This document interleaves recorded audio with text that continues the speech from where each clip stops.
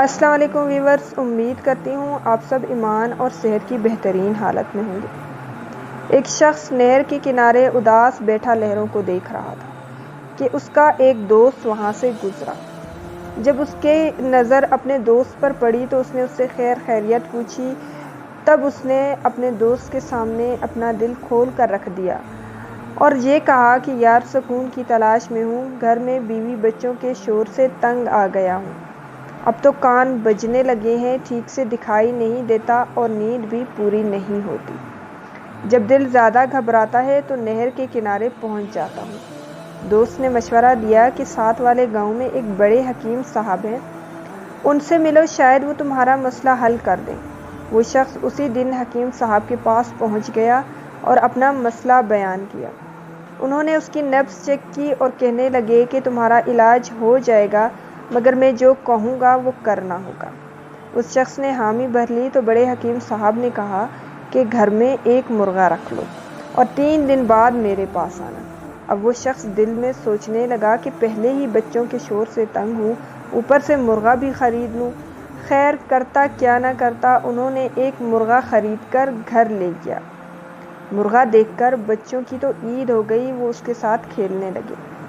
شور و غل زیادہ بڑھا تو اس شخص کی بے سکونی میں بھی اضافہ ہو گیا۔ 3 دن بعد حکیم صاحب کے پاس پہنچ گیا اور سارا حال کہہ سنایا۔ اب کی بار حکیم صاحب نے کہا کہ ایک کتا بھی رکھ لو۔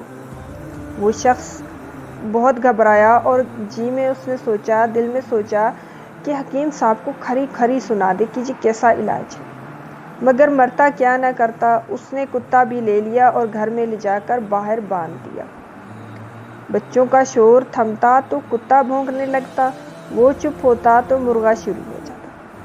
سخت بے سکونی کے عالم میں اب تیسری بار وہ حکیم صاحب سے ملا تو حکم ہوا کہ ایک گدھا بھی رکھ لو۔ اب مرتا کیا نہ کرتا، ادھار پر گدھا خریدا اور گھر لے جا کر باندھ دیا۔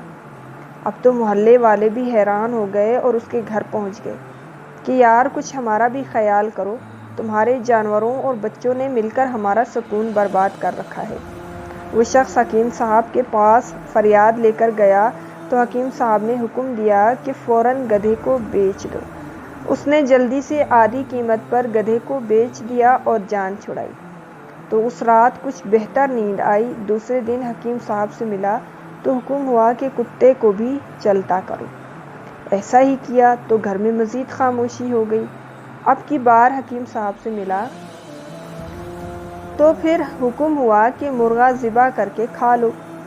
اس شخص نے ہمت کر کے کہا، حکیم صاحب ٹھیک ہے، میں نے آپ کی ہر بات ماننے کا وعدہ کیا تھا، مگر مرغا میرے گھر کی رونق بن چکا ہے، بچے اس کی وجہ سے بہت خوش ہیں۔ جب تک وہ بانگ نہ دے دے لگتا ہی نہیں کہ دن نکل آیا ہے۔ حکیم صاحب نے اپنا حکم دہرایا تو وہ شخص بجھے دل سے اس پر عمل کرنے لگا۔ پھر سے حکیم صاحب کے پاس پہنچا تو کہنے لگے، اب یہ حکیم صاحب نے دوبارہ حکم دیا کہ بیوی بچوں سے جان چھڑاؤ اور ان کو نانا کے گھر بھیج دو، پھر تمہیں مکمل سکون مل جائے گا۔ وہ شخص رونے کے قریب ہو گیا اور کہنے لگا کہ حکیم صاحب، بس اتنا کافی ہے، میرا علاج مکمل ہوا، اب مجھے سکون ہے۔ حکیم صاحب نے اس کے کاندھے پر ہاتھ رکھا اور کہنے لگے، میں تمہیں یہی سمجھانا چاہتا تھا کہ سکون ہمارے اندر ہوتا ہے اور ہم اسے باہر تلاش کرتے رہتے ہیں۔ اگر ہم اپنا ذہن بنا لیں تو خلاف مزاج باتوں کو برداشت کرنے کی عادت بھی بن سکتی ہے، ورنہ ہم بے سکونی کا شکار رہتے ہیں۔ جاؤ اب اپنے گھر میں سکون سے رہو۔ ویورز، سکون کی تلاش کسے نہیں ہوتی؟ اس سکون کو انسان جگہ جگہ تلاش کرتا ہے۔ کبھی اسے لگتا ہے کہ زیادہ دولت کما لوں تو سکون مل جائے گا۔ دولت سے سکون ملتا تو قارون کو مل جاتا، مگر وہ تو اپنے خزانوں کے ساتھ ہی زندہ زمین میں دفن ہو گیا۔ بعض لوگ اپنا سکون حکومت اور طاقت میں تلاشتے ہیں۔ حکومت سے سکون ملتا تو فرعون و نمرود کیوں برباد ہوتے؟ کچھ لوگ شہرت میں سکون کو ڈھونڈتے ہیں۔ شہرت سے تو ابو جہل کو بھی سکون نہیں ملا۔ سکون کی تلاش میں لوگ اور کیا کچھ نہیں کرتے۔ مثلاً کسی رومانوی جاسوس ناولوں اور ڈائجسٹوں کو پڑھنا شروع کر دیا کسی نے تفریحی مقامات پر جا کر سرسبز پہاڑوں اور برفباری آبشاروں اور باغات میں گھوم پھر کر سکون پانے کی کوشش کی۔ کسی نے اونٹ پٹانگ قسم کے کھیل کھیلنے یا دیکھنے کو سکون کا سبب سمجھا۔ کسی نے موسیقی سننے، ڈانس کرنے، فلمیں ڈرامے دیکھنے میں سکون کو ڈھونڈا۔ کسی نے ہیروئن، چرس، گانا بجانے وغیرہ کے یا پھر نشے وغیرہ میں سکون کو تلاش کرنا چاہا۔ کسی کو غیبت، چغلی، تکبر وغیرہ میں سکون محسوس ہوا، اور بعض لوگوں کو اپنی ڈیوٹی اور ذمہ داری پوری کرنے پر سکون ملتا ہے، تو کئی سست و کاہل کچھ نہ کرنے میں سکون محسوس کرتے ہیں۔ اب انسان نے سکون کی تلاش کے جتنے راستے اپنے طور پر اپنائے، ان میں کہیں آخرت برباد ہوئی، کہیں وقت ضائع ہوا تو کہیں رقم، کہیں صحت برباد ہوئی اور کہیں دوسرے لوگ بے سکون ہوئے، لیکن حقیقی سکون پھر بھی نہیں ملا۔ اور جس انسان نے سکون سمجھا اور جس سے انسان نے سکون سمجھا، یعنی اسے لگتا ہے کہ مجھے چوری میں سکون مل جائے گا، مجھے غیبت میں سکون مل جائے گا، مجھے کوئی کام نہ کرنے میں سکون مل جائے گا، تو وہ وقتی کیفیت ہوتی ہے، وہ نظر کا دھوکہ ہوتا ہے۔ اب رہا یہ سوال کہ حقیقی سکون کیسے ملے، اس کے لیے انسان کو اپنے سکون کا معیار بدلنا ہوگا۔ مطلب کہ سکون کی تلاش ان چیزوں میں نہیں کرنی جہاں سکون ہے ہی نہیں، جیسے کہ فضولیات اور گناہوں میں سکون کی تلاش نادانی ہے۔